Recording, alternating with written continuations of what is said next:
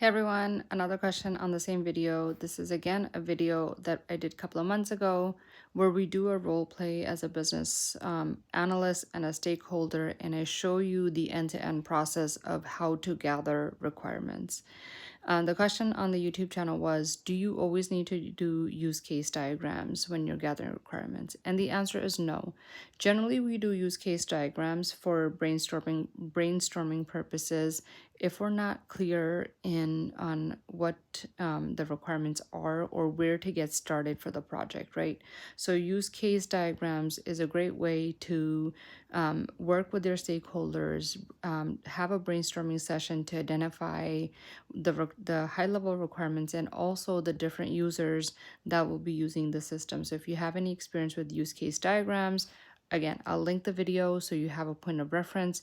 Generally, when we create use case diagrams, we try to capture the actors, the primary actors, the secondary actors, and the high-level functionality of the system. So use case diagrams are great for identifying high-level functionality or the areas of the functional requirements that we need to gather, as well as the users of the system.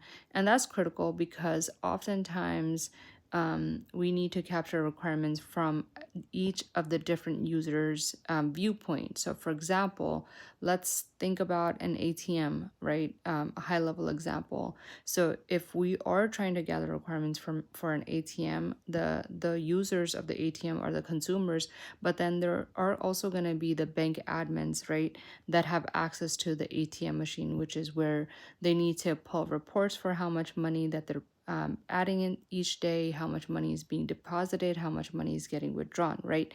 So understanding the different actors for a system that you're building is really critical because it will ensure that you haven't forgot to capture requirements for a certain user.